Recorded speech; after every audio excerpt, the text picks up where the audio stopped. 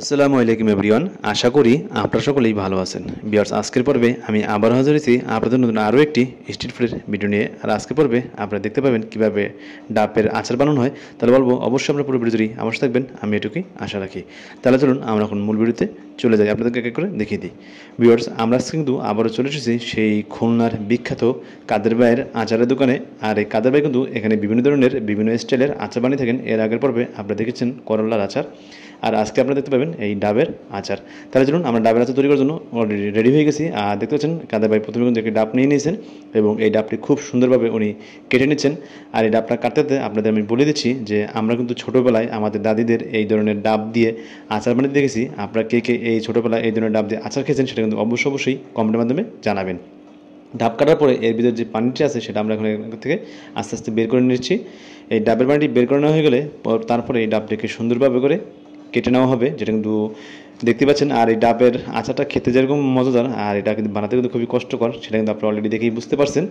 আর এখানে আমি বলবো ওনার ছুরি না থেকে যদি একটা দা থাকতো তাহলে কিন্তু আর একটু সুবিধা হতো, খুব সুন্দরভাবে উনি এটা কেটে নিতে পারতেন। যাই হোক, কাদের ভাই আস্তে আস্তে ডাবটা কাটতেছে। আর আপনাদের বলে দিচ্ছি এই আচারটি আপনারা যারা যারা ছোটোবেলায় খেয়েছেন বা এখনও খান বা যারা খাননি অবশ্যই কিন্তু আমাকে কমেন্টের মাধ্যমে জানাবেন। দেখতে পাচ্ছেন প্রথমে এই ডাবগুলো দুই ভাগ করার পরে এখানে ছোটো ছোটো করে পিস করে নেওয়া হচ্ছে এবং এর যে শক্ত আবরণ সেটা কিন্তু এখান থেকে ছাড়িয়ে নেওয়া হচ্ছে। শক্ত আবরণ ছাড়িয়ে নেওয়ার পরে এখন এই ডাবগুলো সুন্দরভাবে করে কুচি কুচি করে কেটে নেওয়া হবে। কুচি কুচি কেটে করে নেওয়ার পরে এটাকে দিয়ে দেওয়া হবে হাম্বল দিস্তার মধ্যে, এবং হাম্বল দিস্তা দেওয়ার পরে এখানে দেখতে পাচ্ছেন ধন্যবাদগুলো সুন্দরভাবে কুচি করে কেটে নেওয়া হচ্ছে। এই ধন্যবাদ দেওয়ার পরে দেখতে পাচ্ছেন এখানে কিছু কাঁচামরিচ দিয়ে দিল। এবার এখানে কিছু তেঁতুল দিয়ে দেবে, দেওয়ার পরে এটাকে সুন্দরভাবে এখন আস্তে আস্তে ছেঁচে নেবে। এটা ছেঁচে নেওয়ার পরে লাস্টে গিয়ে কী কী ধরনের মশলা অ্যাড করে সেটাও আমি আপনাদেরকে দেখিয়ে দেবো।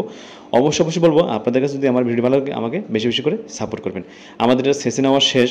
এবার আস্তে আস্তে এক এক করে মশলা দেওয়ার পালা। প্রথমে দিয়ে দিচ্ছে শুকনো মরিচের গুঁড়ো, তারপরে দেখা যাক কী দেয়, তারপর দিয়ে দিচ্ছে ওনার স্পেশাল যে মশলা যেটা উনি ঘরে বানিয়ে থাকেন, এটা উনি আমাদেরকে জানায়নি উনি এখানে কী ধরনের মশলা দিয়েছেন।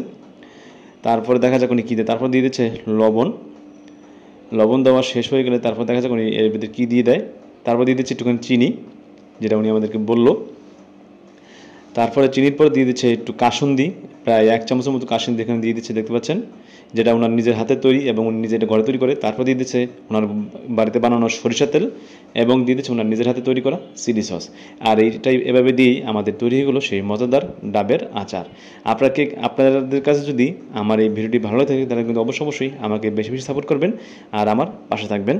দেখতে পাচ্ছেন এখন এই বাটিতে দিয়ে দিচ্ছে, আর এটা আমরা খেয়ে কিন্তু খুবই মজা লেগেছে এবং খুবই ভালো লাগছে। আপনাদের বলবো অবশ্যই খুলনাতে আসবেন এবং কাদের ভাইয়ের আর ডাবের আচার করলা আচার এগুলো খেয়ে থাকবেন। তাহলে আজকে বেশি কথা বলবো না, আজকে আমি এখানে বিদায় নিচ্ছি। দেখা হচ্ছে পরবর্তী কোনো ভিডিওতে। বাই বাই, টাটা, আল্লাহ হাফেজ।